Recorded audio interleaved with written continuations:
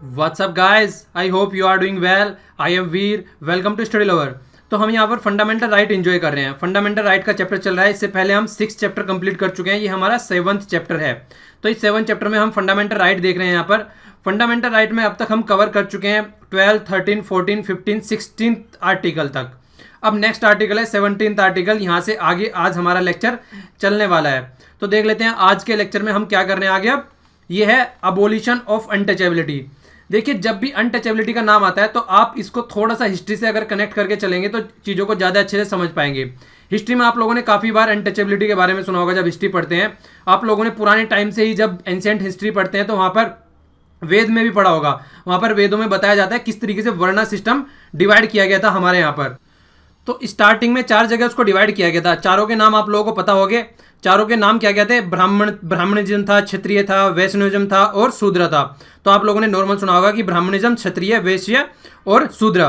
तो ये क्या किया गया था स्टार्टिंग में, जब इनको ऋग्वेदा में स्टार्टिंग में डिफाइन किया गया तो उस टाइम पे क्या था? स्टार्टिंग के फेज में अगर आप लोग देखेंगे तो वहां पर ये जो सारे सिस्टम डिफाइन किए गए थे, वहां पर उस टाइम पे उनको ऐसा था कि मान लीजिए एक फैमिली में 4 मेंबर है, तो उस फैमिली में अगर 4 मेंबर हैं तो उसको उसके काम के हिसाब से डिफाइन किया गया था। मतलब यहाँ पे एक ब्राह्मण भी हो सकता है, क्षत्रिय भी हो सकता है, इसी तरीके से वैश्य भी हो सकता है और शूद्र भी हो सकता है। तो ये एक प्रॉपर तरीका था उस टाइम पे स्टार्टिंग में डिफाइन किया गया था। लेकिन जैसे जैसे हमारी सोसाइटी आगे बढ़ी तैसे तैसे क्या होना स्टार्ट हो गया, यहाँ पर अलग अलग डिवीजन करने स्टार्ट कर दिए कि ब्राह्मण के घर में फिर ब्राह्मणी हो गया। मतलब फिर इनको काम के हिसाब से डिवाइड कर दिया कि जो ब्राह्मणिज्म का काम कर रहा है उसका बेटा भी आगे ब्राह्मण का ही काम करेगा।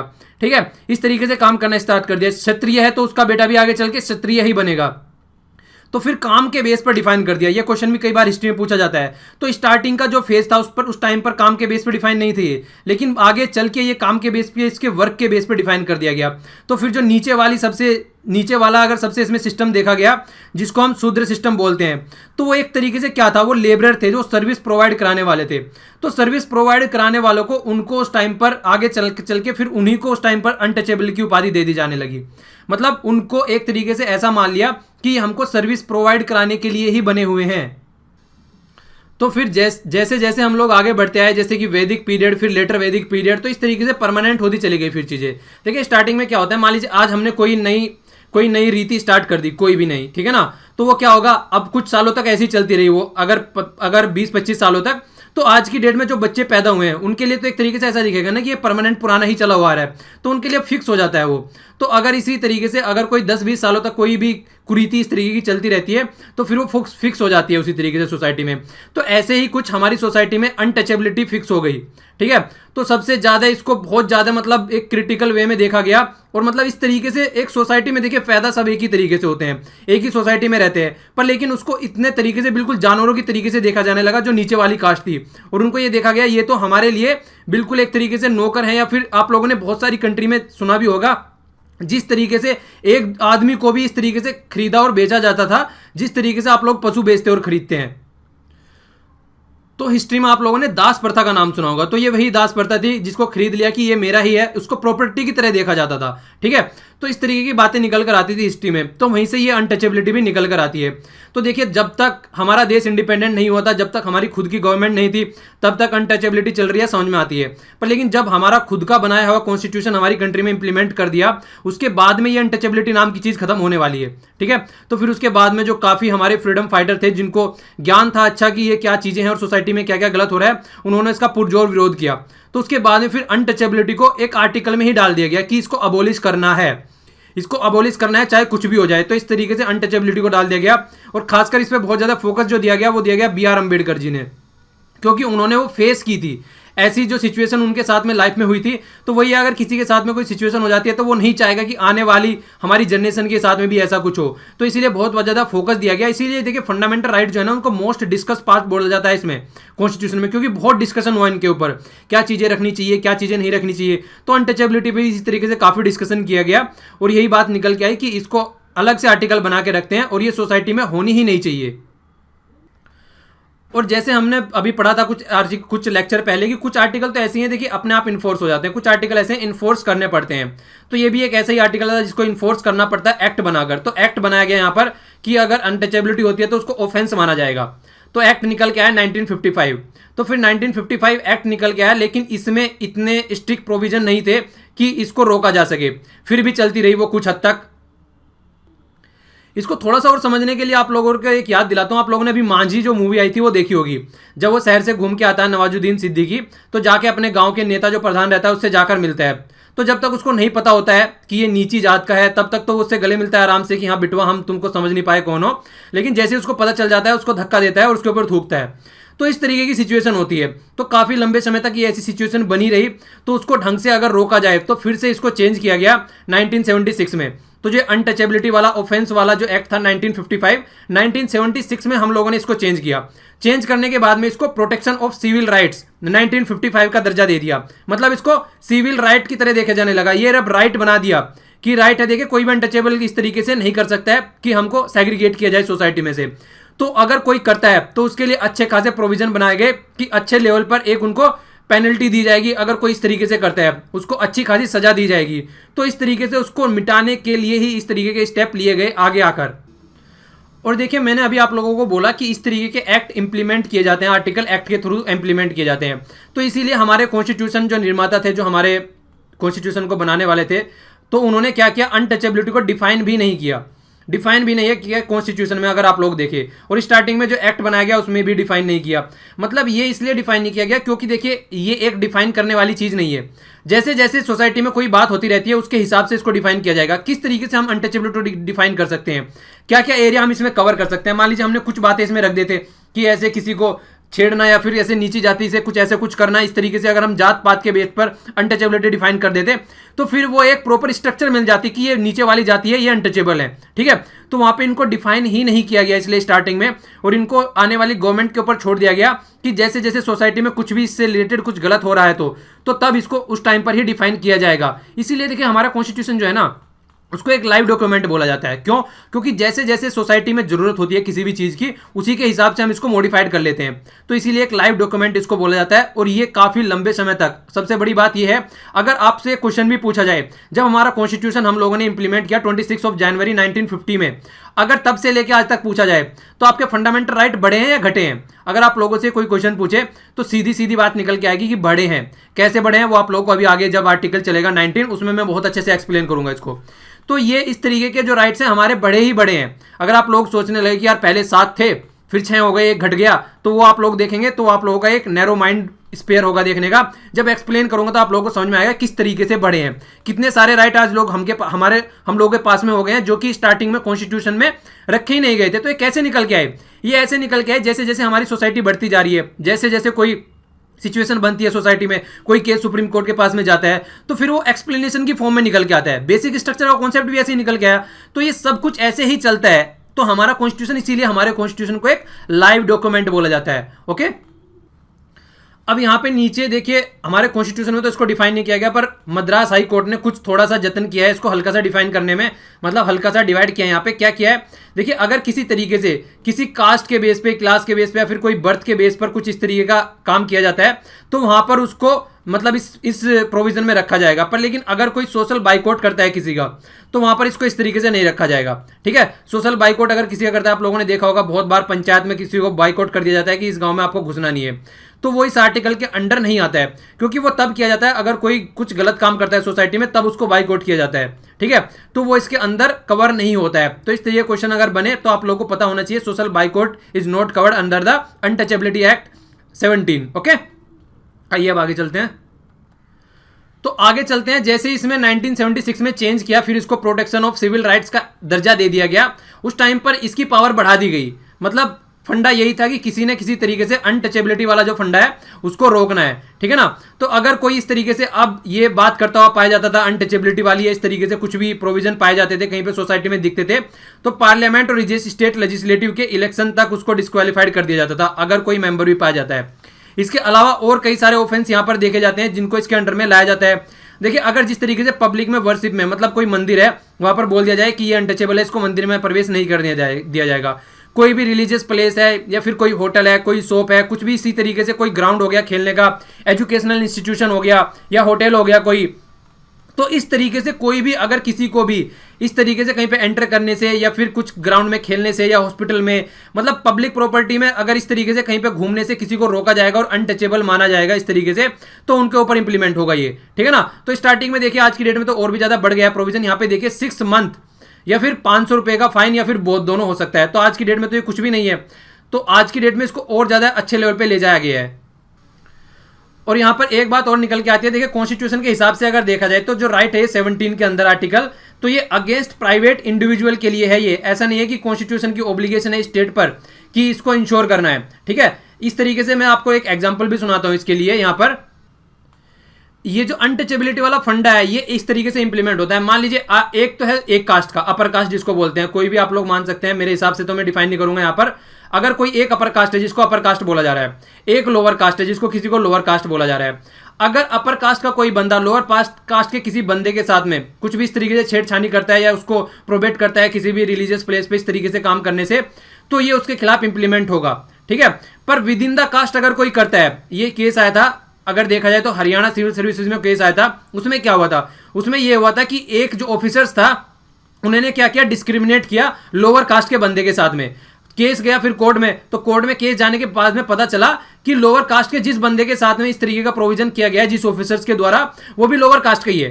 तो ये बात निकल के आ गई। फिर क्या बात निकल के आ गई थी, देखिए अगर एक ही कास्ट का, अगर लोअर कास्ट का बंदा लोअर कास्ट के साथ कर रहा है तो उसको थोड़ी ना वो दंड दिया जाएगा, क्योंकि ये जो दंड दिया जा रहा है ये किसके दिया जा रहा है, अपर कास्ट अगर अपने आप को कोई समझता है और वो लोअर कास्ट के साथ में कोई इस तरीके का बिहेव करता है तो वहां पर ये पनिशमेंट अवेलेबल है।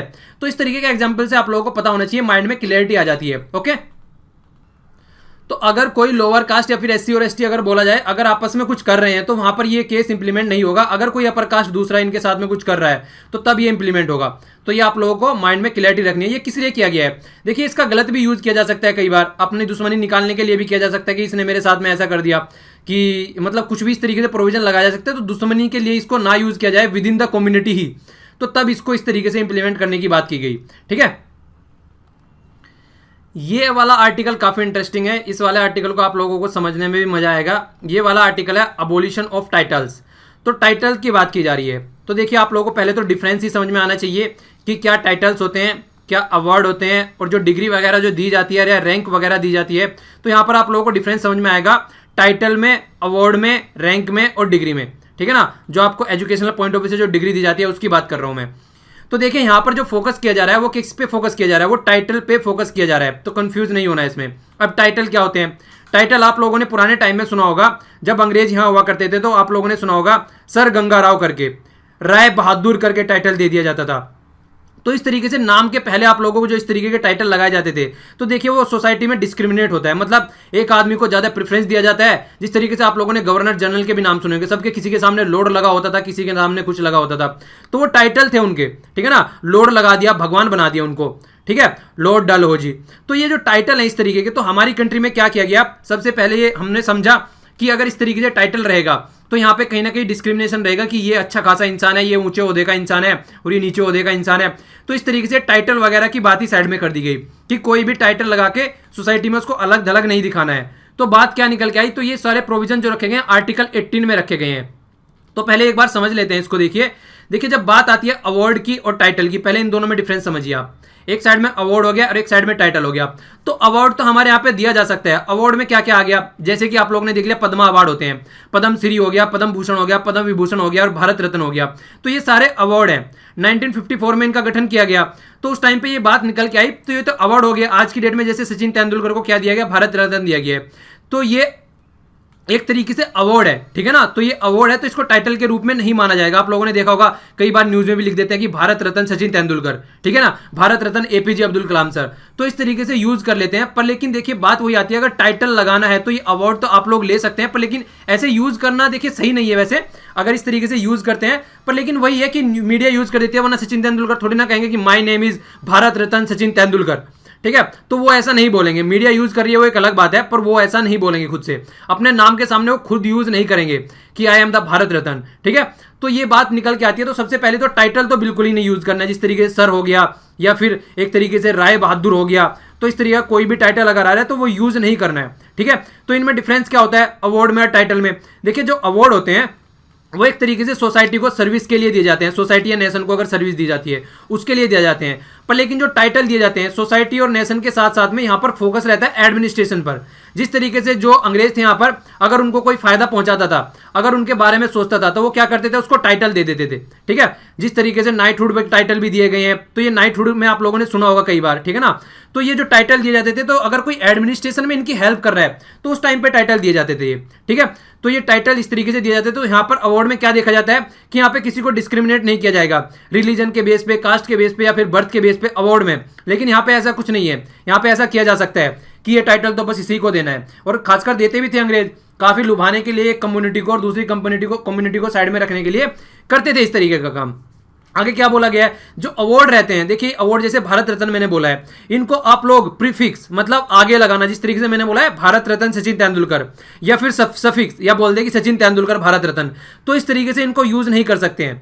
ठीक है ना, तो ये प्रोहिबिटेड है, मतलब इस तरीके से यूज नहीं कर सकते हैं। तो ये कई बार इस तरीके से यूज करेंगे तो हमारी सोसाइटी में एक तरीके से यहाँ पे फिर डिस्क्रिमिनेशन निकल के आएगा।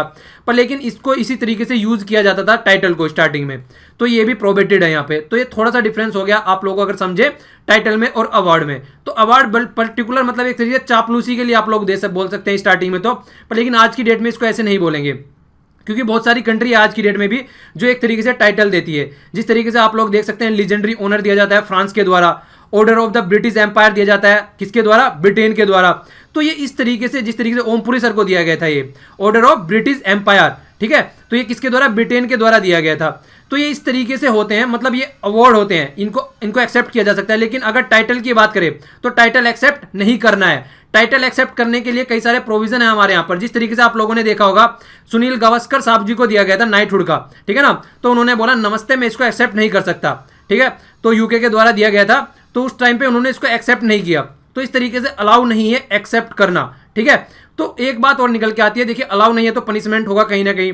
तो सबसे बड़ी बात यही आती है, अगर डिफरेंस देखा जाए 17 और 18 आर्टिकल में, 18th आर्टिकल को इंप्लीमेंट करने के लिए जस्ट ओनली रेगुलेटरी प्रोविजन बना रखे हैं। मतलब अगर कोई इसका हनन करता है, कोई इसको ठीक से अनुपालन करता हुआ नहीं पाया जाता है, तो बस उसको एक रेगुलेटरी तौर पर उसको बोला जाता है कि आप लोगों को ऐसा नहीं करना है। वहां पर कोई पनिशमेंट नहीं रखा गया यहाँ पर।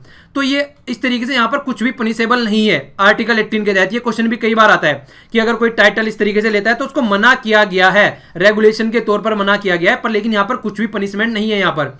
लेकिन अगर यहाँ पर कोई इसको फॉलो नहीं करता है अनटचेबिलिटी वाले को, तो यहाँ पर तो सरासर बिल्कुल अच्छे वाला पनिशमेंट देने की बात की जाती है।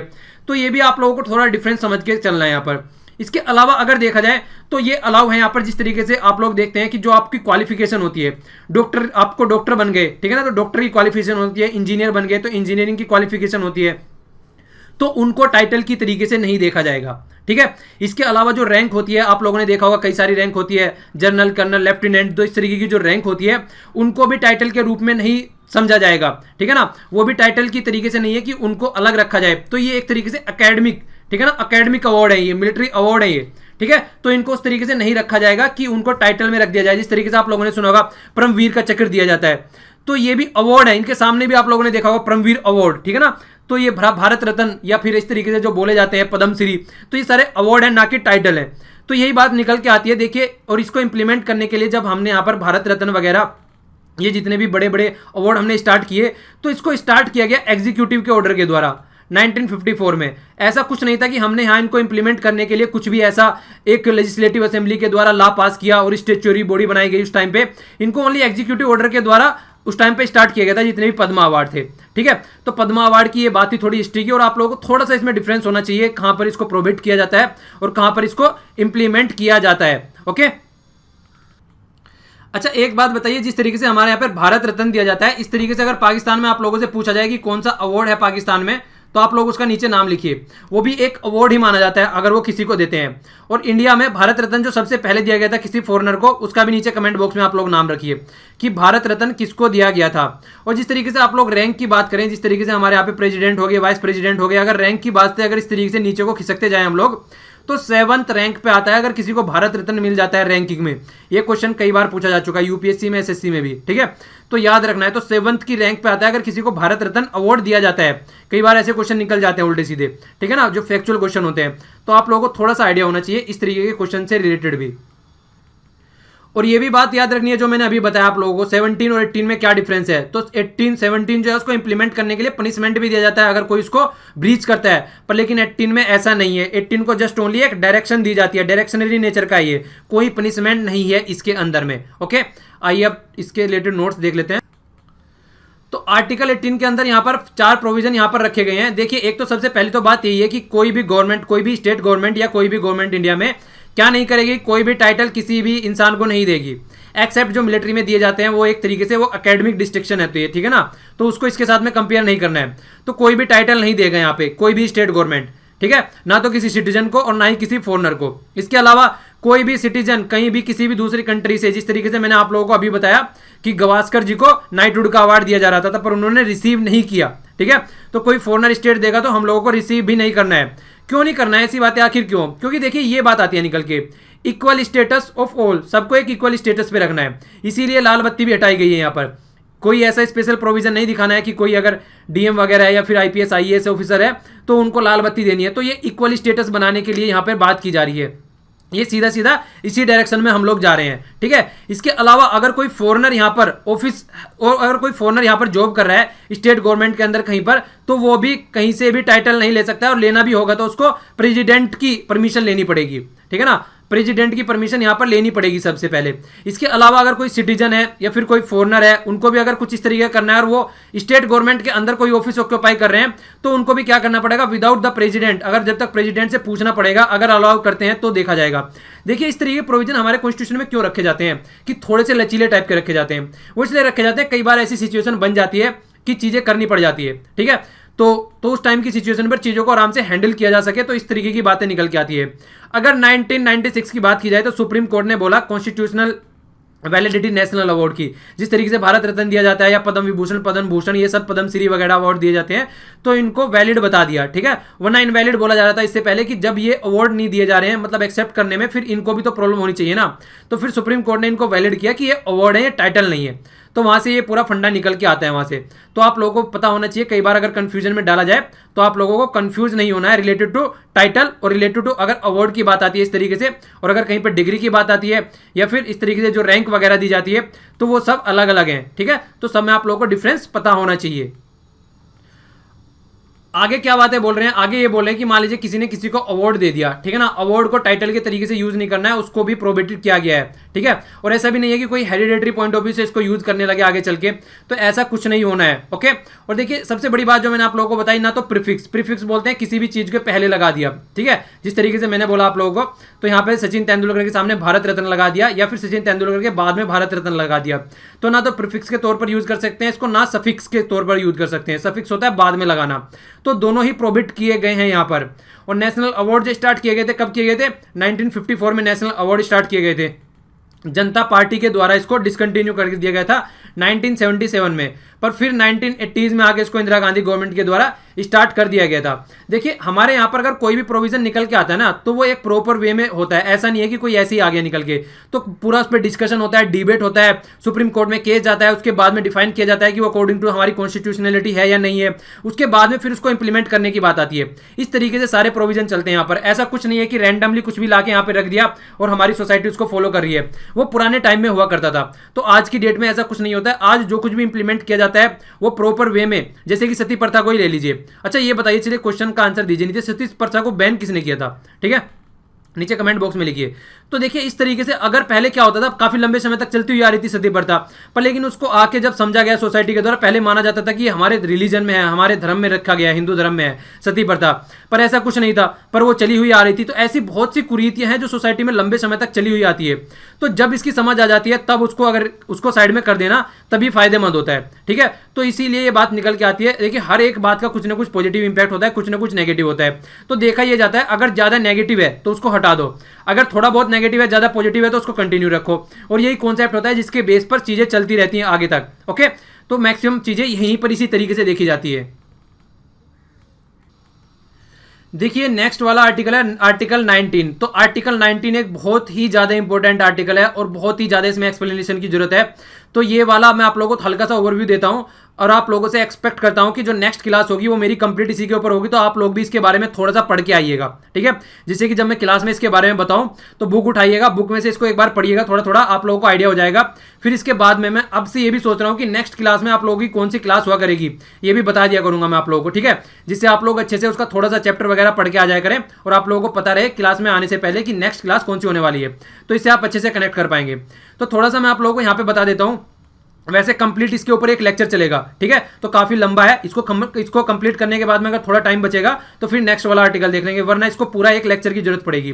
देखिए यहाँ पे बोला गया है ये जो राइट है यहाँ पर 6 राइट है इसी के अंदर ओनली, तो 19 के अंदर यहाँ पर 6 राइट दे रखे हैं, पर लेकिन अगर 6 राइट में से मैं ओनली इसको ही उठा लूँ अकेले को, तो इसके अंदर ही इतने सारे राइट आ गए हैं आज की डेट में।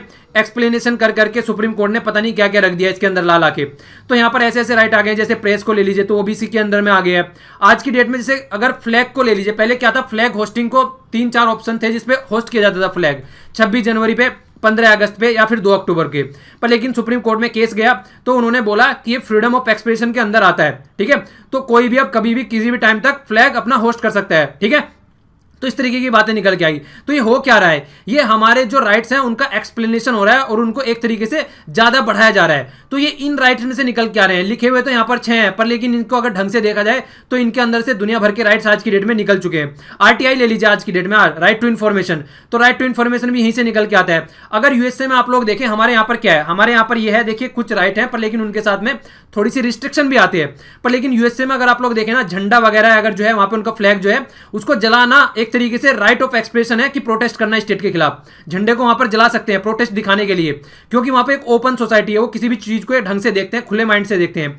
पर लेकिन हमारी सोसाइटी में ये अलाउ नहीं किया गया है। अगर हमारे यहाँ पर झंडे को कोई इस तरीके से जलाता है तो एक तरीके से वो जुर्म माना जाएगा, तो हमारे यहाँ पे ऐसा करना अलाउ नहीं है, जबकि यूएसए में ऐसा करना अलाउ है। तो हमारे यहाँ पे झंडा फलाना अपना जहाँ पे भी आप लोग झंडा फहराए उसे अलाउ है, पर लेकिन उसको जलाना या फिर उसे पैरों से रोंदना ये अलाउ नहीं है। यूएसए में जला वगैरह सकते हैं उसको, जिससे कि प्रोटेस्ट दिखा सके स्टेट के खिलाफ कि आप लोग सही नहीं कर रहे हैं, तो प्रोटेस्ट कर सके। तो इसीलिए जो फंडामेंटल राइट 19 है ना, इसको डेमोक्रेटिक राइट बोला जाता है। डेमोक्रेटिक किस लिए, क्योंकि जो डेमोक्रेसी है वो इसी के तहत बनी रहती है। क्यों, क्योंकि देखिए फ्रीडम ऑफ एक्सप्रेशन की बात आती है यहाँ पर, ठीक है ना, असेंबली फॉर्म करने की बात आती है, एसोसिएशन बनाने की बात आती है, कहीं भी फ्रीली घूमने की बात आती है। तो इस तरीके से कहीं पे जाकर कोई भी प्रोफेशन हम लोग कर सकते हैं। तो ये सारी बात जो होती है, कहीं पे भी जाके सेटल हो सकते हैं, तो ये सारी बात इसी के अंडर में आती है। तो अगर किसी को डेमोक्रेटिक राइट देने हैं हम लोगों को, तो ये सारी चीजें इंप्लीमेंट करनी पड़ेगी। तो आर्टिकल 19 को इसलिए डेमोक्रेसी की थीम भी बोला जाता है। इसको क्यों बोला जाता है, क्योंकि देखिए कोई भी डेमोक्रेसी, अगर यहाँ पर डेमोक्रेसी है, पॉलिटिकल डेमोक्रेसी हो, तो हमारे यहाँ पर जो डेमोक्रेसी निकल के आएगी वो इसी बेस पे आएगी कि हम कितना फ्री अपनी सोसाइटी को छोड़ते हैं, कितने हम फ्री हैं अपना कोई भी काम करने में और हमारे उस काम में दखल अंदाजी नहीं दी जा रही है। तो इसके बेस पे यहाँ पर किसी भी कंट्री में आप लोग देख लीजिए, तब जाके पता चलता है कि क्या क्या यहाँ पर कंट्री में कितना लिबर्टी है और कितने फ्रीली आदमी घूमते हैं। तो इसीलिए आप लोग और भी कई सारे प्रोविजन यहाँ पर देख सकते हैं इससे रिलेटेड जो निकल के आते हैं। इससे जैसे कोई आदमी चुप रहता है, वो बोलता नहीं है पुलिस के सामने, तो उसकी भी फ्रीडम ऑफ स्पीच है। ऐसा नहीं है कि पुलिस उसको जबरदस्ती पीट पीट के उससे कुछ निकलवाएगी। तो चुप रहना भी एक तरीके से फ्रीडम ऑफ एक्सप्रेशन के अंदर आता है, वो भी उसका एक तरीका है। इसी तरीके से मान लीजिए कोई आदमी बोलता नहीं है, ठीक है, कोई इंसान बोलता नहीं है, तो बोलता नहीं है तो साइन के तरीके से, जैसे साइन की लैंग्वेज होती है, तो वो भी एक एक्सप्रेशन के तौर पर दिखा जाता है। तो एक्सप्रेशन कई तरीके से दिखा सकता है, न्यूज़पेपर के तहत या फिर कहीं पर बोलने के तहत। तो इसीलिए ये आर्टिकल बहुत ज़्यादा लंबे समय तक चलने वाला है, मतलब पूरा एक्सप्लेनेशन दूंगा यहाँ पर, जिससे कि इससे रिलेटेड अगर कोई भी क्वेश्चन आए तो आप लोग वो क्वेश्चन अटेम्प्ट कर पाए अच्छे से। तो इसलिए इस आर्टिकल को हम लोग अच्छे से नेक्स्ट क्लास में डिस्कस करेंगे। इस क्लास में इतना ही। और देखिए पीडीएफ जो है इस कंप्लीट जो फंडामेंटल राइट कंप्लीट हो जाएंगे। मैं इनको कोशिश करूंगा कि मैंने जैसे बोला है कि सैटरडे संडे में आपकी बार टेस्ट नहीं होगा, तो सैटरडे संडे में भी आपकी क्लास आएगी और क्लास लेंदी होगी वहां पर, ठीक है, तो जिससे आप लोग अच्छे से चीज़ों को कवर कर पाएं, ठीक है। तो हो सकता है कि 2-2 क्लास भी आ जाएं, तो पूरा फोकस यही रहेगा कि जल्दी से फंडामेंटल राइट को जल्दी से इनको फिनिश किया जाए, जिससे कि हम फिर आगे बढ़ें आराम से। पर लेकिन ऐसे नहीं करूंगा कि उड़ा दूं ऐसे ही किसी भी तरीके से, मतलब कि कुछ एक्सप्लेन ना करूं, एक एक चीज को अच्छे से एक्सप्लेन करूंगा, जिससे कि आप लोग किसी भी क्वेश्चन को न छोड़ें, ठीक है। तो जो भी क्वेश्चन पूछता हूं उसका आंसर दिया कीजिए और चीजें देखिए शेयर कर दिया कीजिए। जो भी आप लोग सीखते हैं दूसरों को सिखा दीजिए, ठीक है, चीजें शेयर भी कर लीजिए और एक दूसरे को पढ़ाइए, जिससे कि आप लोगों का रिविजन भी होता रही है। और जो इस तरीके के राइट्स है तो है ना, ये दूसरों को बताया भी कीजिए, ठीक है। तो अपने आसपास पानी सेव कीजिए और पेड़ भी लगाइए, देखिए, और सफाई रखिए अपने आसपास में। तो आज के लिए इतना ही। Thanks a lot for listening. जय हिंद।